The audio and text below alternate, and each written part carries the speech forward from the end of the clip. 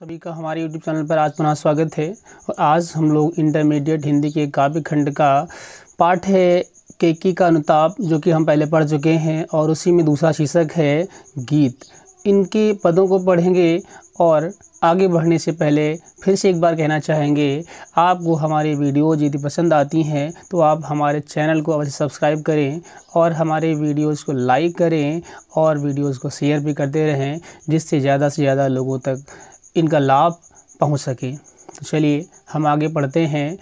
इसका शीर्षक है गीत। इनके जो कवि हैं वो हैं मैथिली शरण गुप्त, और मैथिली शरण गुप्त जी की रचना को पढ़ते हैं। तो यह एक गेय पद है। इन पदों में कवि ने विरह से व्याकुल जो उर्मिला है उसकी विरह का वर्णन किया है। वर्षा ऋतु के समाप्त होने पर शरद ऋतु आती है। शरद ऋतु के आने पर उर्मिला शरद ऋतु का स्वागत करती है और कहती है, निरख सखी खंजन आए, फेरे उन मेरे रंजन ने, नयन इधर मन भाए, निरख सखी खंजन आए, फैला उनके तन का तप, मन से सर सरसाए, घूमे वे इस ओर वहाँ, ये हंस यहाँ उड़ जाए, करके ध्यान आज इस जन का, निश्चय वे मुस्काए, फूल उठे हैं कमल अधर से, यह बंदूक सुहाए, स्वागत स्वागत शरद भाग्य से, मैंने दर्शन पाए, नभ ने मोती वारे लो, ये अश्रु अर्घ्य भर लाए। तो समझते हैं इन पदों का भावार्थ। यहाँ उर्मिला विरह की अवस्था में है, शरद ऋतु का आगमन है। शरद ऋतु के आगमन से विरहिणी जो उर्मिला है वह शरद ऋतु का स्वागत करते हुए कहती है, अपनी सखी से कहती है कि सखी निरख देख, ये खंजन आए। खंजन एक पक्षी होता है जिसके नेत्र बड़े सुंदर होते हैं। उन सुंदर पक्षियों को देखकर उर्मिला ने अपनी सखी से कहा, सखी देख, ये खंजन पक्षी आ गए हैं। और कहा कि फेरे उन मेरे रंजन ने, नयन इधर मन भाए, ऐसा लगता है कि मेरे रंजन, मुझे प्रसन्न करने वाले जो मेरे प्रियतम लक्ष्मण हैं, उन्होंने लगता है इधर नयन फेरे हैं, हमारी ओर उन्होंने नयनों को घुमाया है, इसलिए ये खंजन पक्षी जो हैं इधर आ गए हैं। फैला उनके तन का आतप, मन से सर सरसाए। लग रहा है कि यह जो आतप है, यह जो वातावरण में उष्णता है, यह उनके तन का आतप है। उनके द्वारा की गई जो तपस्या है, जो परिश्रम है, उसकी तपन है, उसकी उष्णता है, और वह अपने मन से सर सरसा रहे हैं। अपने मन से जो हैं तीरों की वर्षा कर रहे हैं, अर्थात जो हमें विरह के रूप में घायल कर रहे हैं। और कहा कि घूमे वे इस ओर वहाँ, ऐसा लगता है कि वे मेरे प्रियतम जो हैं वे वहाँ पर हैं अवश्य, लेकिन वे इधर की ओर घूमे हुए हैं, और इसीलिए लगता है कि ये हंस पक्षी जो हैं यहाँ पर उड़कर छा गए हैं। तो वह हंसों में और खंजन पक्षी में अपने पति की कल्पना करती है और उसी से जो है अपने मन को शांत करती है, और कहती है कि करके ध्यान आज इस जन का, निश्चय वे मुस्काएं। लगता है कि आज उन्होंने हमारा ध्यान किया है, उन्हें हमारी याद आ रही है, आज वो निश्चय ही हमारा ध्यान करके मुस्कुराए हैं। और फूल उठे हैं कमल, क्योंकि ये जो कमल के पुष्प हैं ये खिल उठे हैं। इन पुष्पों को देखकर लगता है उन्होंने हमारा स्मरण किया हुआ है, और उनका जो मुखमंडल है वो अवश्य ही खिल उठा होगा। और उधर से अधर से ये बंदूक सुहाए, अर्थात बंदूक जो दोपहरिया का फूल होता है, यह भी लाल लाल खिल उठे हैं। तो अवश्य ही इनके आपके अधरों के समान ये बंदूक जो पुष्प हैं यह भी शोभित हो रहे हैं। और फिर से शरद ऋतु का स्वागत करते हुए कहती है कि स्वागत स्वागत शरद, हे शरद ऋतु मैं तुम्हारा स्वागत करती हूँ। भाग्य से मैंने दर्शन पाए, भाग्यशाली हूँ मैं, तुम्हारे आगमन से हमें अपने पति का दर्शन करने का अवसर प्राप्त हुआ। और कहती है कि तुम्हारे स्वागत में नभने मोती वारे, ये जो आकाश है वह भी ओस रूपी मोतियों को बरसा रहा है तथा ये अश्रु अर्घ भर लाए, और हमारी आंखों में आए हुए जो अश्रु हैं ये तुम्हारे स्वागत का जल है, ये अर्घ्य है। तो इस प्रकार से उर्मिला ने शरद ऋतु का स्वागत किया है। अब हम देखते हैं इन पदों में किस प्रकार की भाषा का प्रयोग किया है कवि ने, और किस रस का प्रयोग है, कौन कौन से अलंकारों का प्रयोग इसमें देखने को मिलता है। तो इन पदों में शुद्ध परिष्कृत खड़ी बोली का प्रयोग हुआ है। यह एक गेय पद है। माधुर्य गुण का प्रयोग इसमें देखने को मिला। लक्षणा एवं व्यंजना शब्द शक्ति है तथा अपउन्नति और हेतुत्प्रेक्षा तथा उपमा अलंकार का प्रयोग इन पदों में देखने को मिला है। और रस की बात करें तो यहाँ पर आपने देखा, जैसे कि हमने बताया, उर्मिला अपने पति के विरह में व्याकुल है, तो यहाँ पर विप्रलंब श्रृंगार देखने को मिलता है। तो हम अब अगले पद को पढ़ेंगे। अगला पद है, शिशिरे न फेरे गिरिवन में, जितना मांगे पतझड़ दूंगी मैं इस निज नंदन में, कितना कंपन तुझे चाहिए ले मेरे इस तन में। सखी कह रही पांडुरता का क्या भाव आनन में, वीर जमा दे नयन नीर यदि तू मानस भाजन में। तो मोती सा मैं अकिंचना रखूं इसको मन में, हंसी गई रो भी न सकूं मैं अपने इस जीवन में। तो उत्कंठा है देखूं फिर क्या हो भाव भुवन में। तो आइए हम इस पद की भावार्थ को समझते हैं।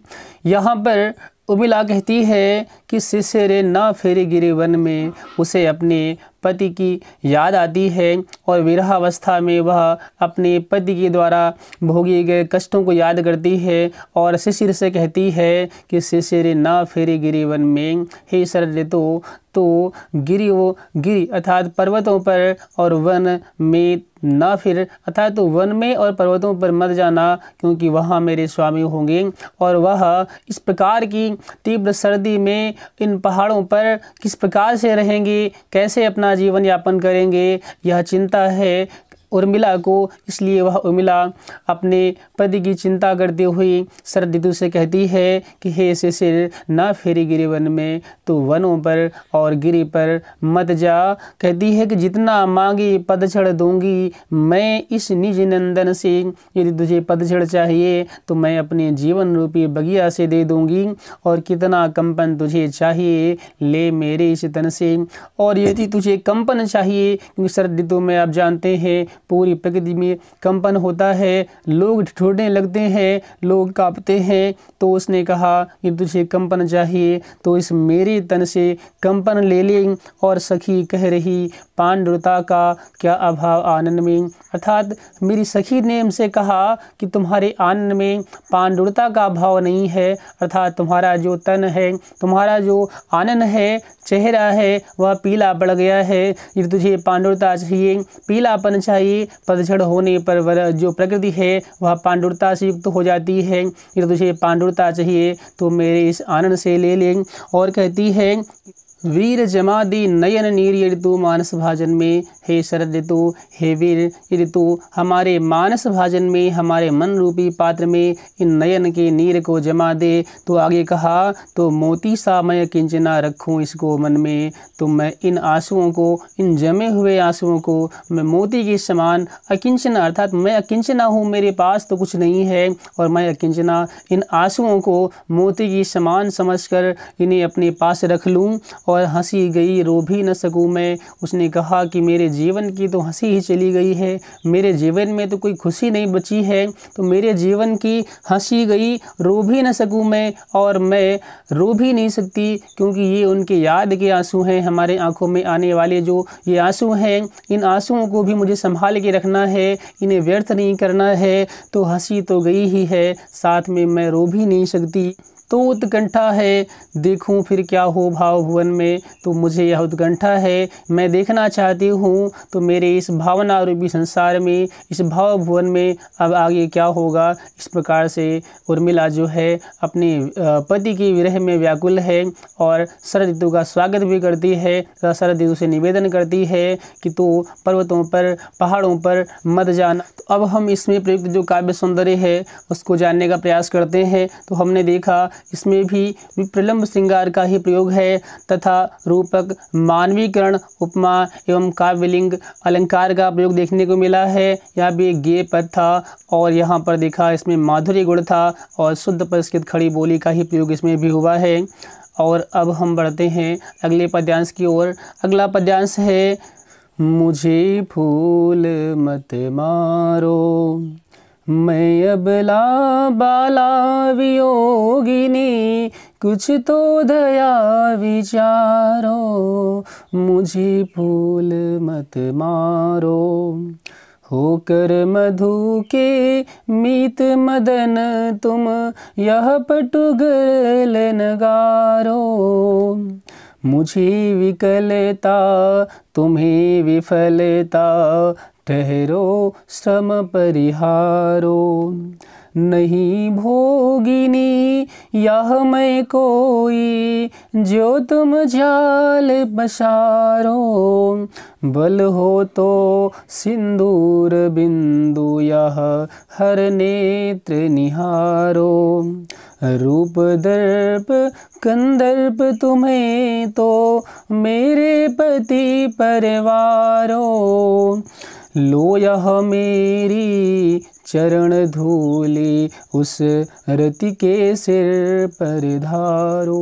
तो इस प्रकार से मिलाने कहा, मदन मुझे फूल मत मारो। किससे कहा है? मदन, कामदेव से। कामदेव सौंदर्य के देवता है और विरह की अवस्था में कामदेव जो है उर्मिला को सता रहा है। तो काम जब उर्मिला को सताता है तो उर्मिला ने कहा कि अरे मदन, अरे कामदेव, मैं तो अबला वियोगिनी वाला हूँ, मुझ पर कुछ तो दया करो। होकर मधु के मीत, तुम तो मधु ऋतु के मीत हो, तुम तो बसंत ऋतु की सखा हो, और फिर तुम मेरे लिए ये कड़वा जहर क्यों घोल रहे हो? मुझे, मेरे जीवन में ये कड़वा जहर मत घोलो। और कहा, मुझे विकलता तुम्हें विफलता, मैं भले ही विकल हूँ, मैं भले ही व्याकुल हूँ, लेकिन तुम्हें विफलता ही मिलेगी, अर्थात तुम इस कार्य में सफल नहीं हो सकते, तुम मुझे घायल नहीं कर सकते। और कहा कि ठहरो श्रम परिहारो, अर्थात अब ठहरो, अब रुको, अपना श्रम करना बंद करो, तुम व्यर्थ ही परेशान होते हो। नहीं भोगनी यह मैं कोई सामान्य भोगनी स्त्री नहीं जो आपकी जाल में फंस जाऊं। कहा कि जो तुम जाल पसारो, अर्थात जो तुम हमें जाल पसार कर, अपना जाल फैलाकर हमें फंसाना चाहते हो, तो मैं कोई भोगनी बाला नहीं जो तुम मुझे अपनी जाल में फंसा लोगे। और कहा, बल हो तो सिंदूर बिंदु यह हर नेत्र निहारो, यदि तुम्हें बल है, यदि तुम्हें साहस है, तो मेरा यह सिंदूर बिंदु देखो। यह सिंदूर बिंदु यह हर नेत्र है, जिस हर नेत्र ने, जिस शिव नेत्र ने तुम्हें भस्म कर दिया था, यह मेरा सिंदूर बिंदु वही हर नेत्र के समान है। यदि तुम में बल है तो मेरा यह हर नेत्र देखो और इसे देखते ही तुम नष्ट हो जाओगे। और कहा, रूप दर्प कंदर्प तुम्हें तो मेरे पति परिवारो। हे कामदेव, ये तुम्हें अपने रूप का दर्प है, रूप का घमंड है, तो यह रूप का सौंदर्य, यह जो सौंदर्य है यह मेरे पति पर न्यौछावर हो, अर्थात मेरे पति से बढ़कर तुम मेरे लिए सुंदर नहीं हो सकते। और कहा कि कि लो यह मेरी चरण धूलि, और अंत में उर्मिला ने कहा कि मेरे चरण की धूलि लो और यह अपनी उस रति, अपनी पत्नी रति के सिर पर धारण करो, जो कि यह उसके सौभाग्य का प्रतीक है। उसने इस प्रकार से कामदेव को फटकार लगाई। और अब हम इसके इस पद्यांश में प्रयुक्त जो भाषा आदि है उसकी पुनः बात करते हैं। तो हमने देखा पिछले पदों में परिष्कृत खड़ी बोली का प्रयोग हुआ था, उसी प्रकार से इस पद में भी परिष्कृत खड़ी बोली का प्रयोग हुआ है। तो यह भी एक गेय पद है। विप्रलंब श्रृंगार का प्रयोग इसमें हुआ है। श्लेष, यमक, रूपक, अनुप्रास आदि अलंकार का प्रयोग इसमें देखने को मिला। माधुर्य गुण है तथा लक्षणा एवं व्यंजना सब शक्ति है। और फिर हम अब बढ़ते हैं अगले पद्यांश की ओर। अगला पद्यांश है, यही आता है इस मन में, छोड़ धाम धन जाकर मैं भी रहूं उसी वन में। यही आता है इस मन में, प्रिय के व्रत में विघ्न न डालूं, रहूं निकट भी दूर। व्यथा रहे पर साथ साथ ही समाधान भरपूर।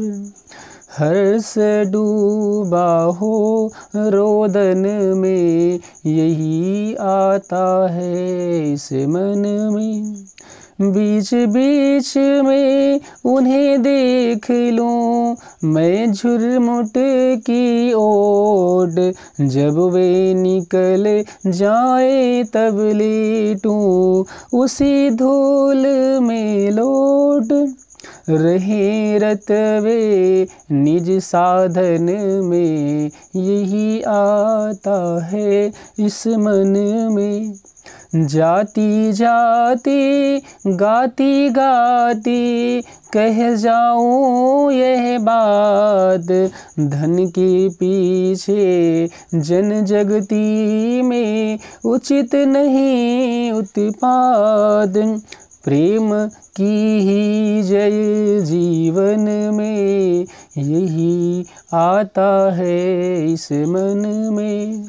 तो इस पद्यांश में लिखा उर्मिला जो है अपने पति के साथ वन में रहने की इच्छा व्यक्त करती है, पर यह भी कहती है कि मैं चाहती हूँ कि जो मेरे पति ने प्रण लिया है, जो भ्रातृ शिवा का प्रण लिया है, जिस कारण से वो वन को गए हैं, जिस तपस्या में वो लगे हैं, उसमें मैं विघ्न भी न डालूं और मैं उनके दर्शन भी कर पाऊँ। इस प्रकार से उसने अपनी विरह व्यथा का वर्णन किया है। उर्मिला कहती है कि यह जो राज्य का सुख है, या जो मेरा घर परिवार है, मेरा मन अब इसमें नहीं लगता। यही आता है इस मन में, छोड़ धाम धन आकर मैं भी रहूं इसी वन में। यह मैं धाम, यह मैं धन, जो कुछ भी हमारे पास राज्य सुख है, वैभव है, मैं इस सब को छोड़ दूं और मैं भी उसी प्रकार से, इस प्रकार से मेरे पति वन में निवास कर रहे हैं, मैं भी वैसे ही वन में निवास करूं। और कहती है कि प्रिय के व्रत में विघ्न न डालूं, अर्थात यह भी नहीं चाहती कि उनका जो व्रत है उसमें विघ्न पड़े। तो प्रिय के व्रत में विघ्न न डालूं, रहूं निकट भी दूर, मैं उनके निकट भी रहूं और दूर भी रहूं। व्यथा रहे, हृदय में व्यथा तो रहेगी, पर साथ साथ ही समाधान भरपूर, अर्थात यदि पास रहकर, यदि कहीं आस पास रहकर उनके दर्शन भी हो जाते हैं तो कुछ तो समाधान हमारे विरह का होगा। और फिर कहा हर्ष डूबा हो रोदन में, अर्थात हमारे जीवन का जो हर्ष है वह रुदन में डूब जाए। और कहा कि यही आता है इस मन में। फिर अगली पंक्ति में कहा बीच बीच में उन्हें देख लूँ मैं झुरमुट की ओट, जब वे निकल जाएं तब लेटूं उसी धूल में लोट। अर्थात जब वे रास्ते से जा रहे हों, मार्ग से जा रहे हों, तो जब वो मार्ग से निकल जाएं तब मैं उस धूल में, उनकी चरण धूलि में लौट कर अपने को शांत करूं, अपने मन को सांत्वना दूं। और बीच बीच में झुरमुट की ओट से मुझे उनके दर्शन हो जाए, तब भी मैं अपने मन को शांत कर लूँगी, अपने मन को सांत्वना दे लूँगी। और कहा कि रहें रत वे साधन में, था जो उन्होंने प्रण लिया है वे अपने प्रण में, अपने साधन में रत रहे, मैं उनके मध्य में विघ्न न बनूं। इस प्रकार से उर्मिला आकांक्षा करती है और कहती है कि रहें रत वे निज साधन में, यही आता है इस मन में। और फिर आगे कहा गया है कि जाती जाती गाती गाती कह जाऊं यह बात, तो बाद में उर्मिला ने यह भी कहा कि मैं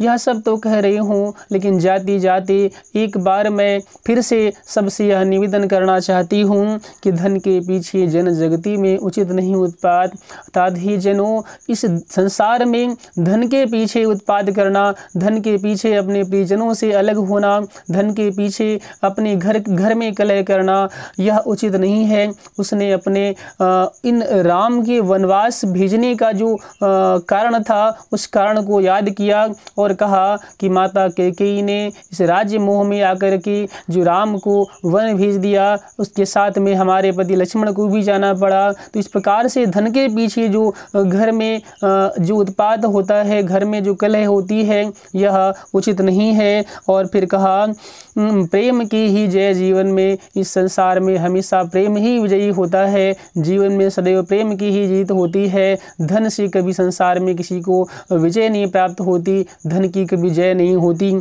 और कहा यही आता है इस मन में। तो उसने इस प्रकार से अपने मन की इच्छा को व्यक्त किया और वह चाहती है कि मैं अपने पति के दर्शन कर पाऊँ। इस प्रकार से विरह से व्याकुल जो उर्मिला है, उसने अपनी करुणा, अपनी व्यथा, अपनी विरह व्यथा का वर्णन इन पंक्तियों में किया था। तो हमने देखा इसमें भी विप्रलंब श्रृंगार देखने को मिला, तथा यह भी गेय पद था। विरोधाभास, पुनरुक्ति प्रकाश और अनुप्रास अलंकार का प्रयोग इसमें देखने को मिला है। लक्षणा एवं व्यंजना शब्द शक्ति है तथा माधुर्य गुण का प्रयोग इस पद में देखने को मिलता है।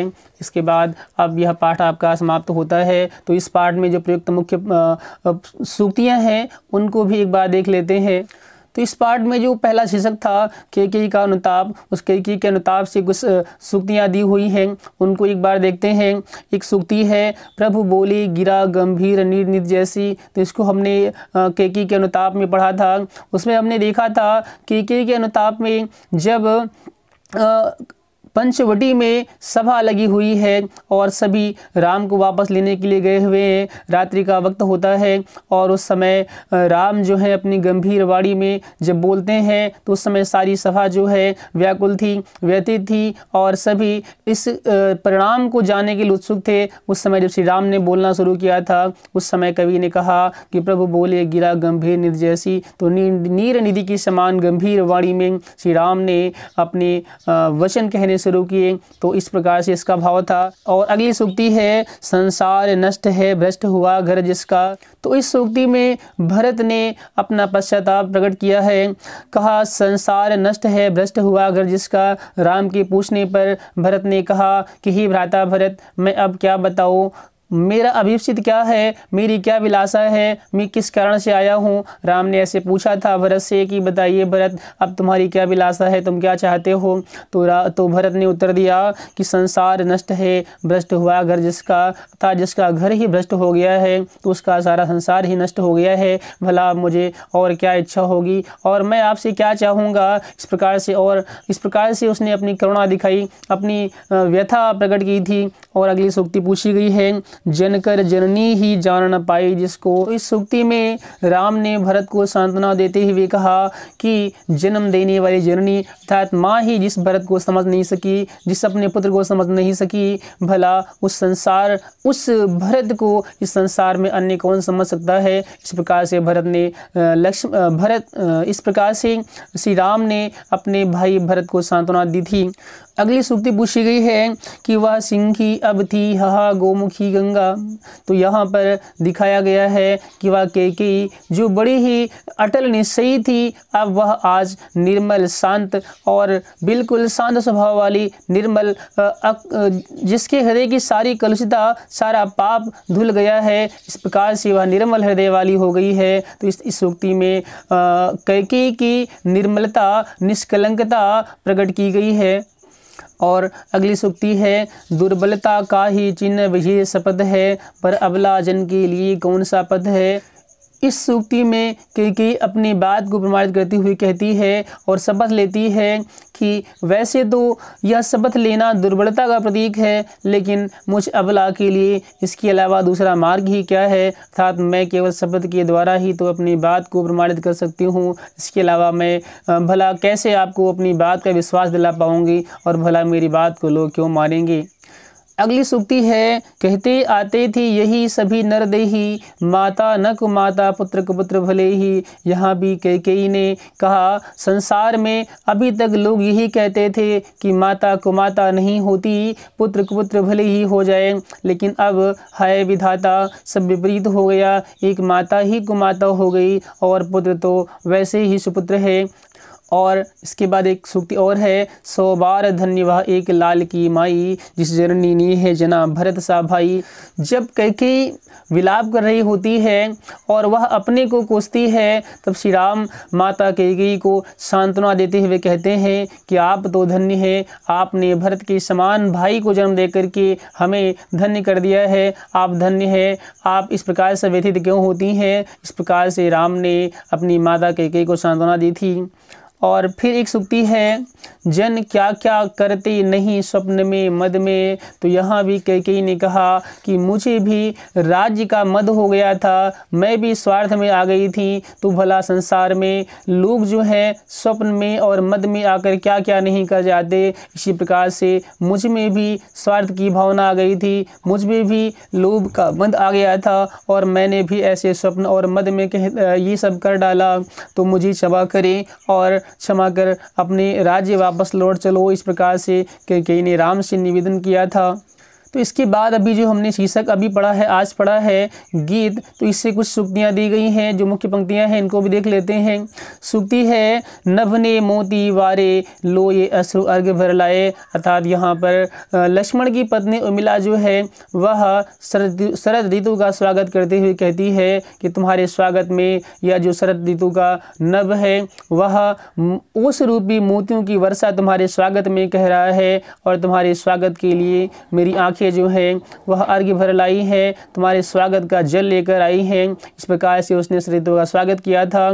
और इसी में एक सूक्ति और है, कही गई है, प्रेम की ही जय जीवन में, यही आता है इस मन में। अंत में जब उर्मिला ने अपनी बात कहनी समाप्त की, तो वह कहती है कि इस संसार में धन के पीछे उत्पाद करना व्यर्थ है, संसार में सदैव प्रेम की ही विजय होती है। और धन के लिए संसार में परिवार में आपस में जो कलह होती है उससे कभी किसी को सुख शांति नहीं प्राप्त हो सकती है। इस प्रकार से उर्मिला ने अपने भाव व्यक्त किए थे। एक सूक्ति और है, उसको भी देख लेते हैं। धन के पीछे जन जगती में उचित नहीं उत्पात।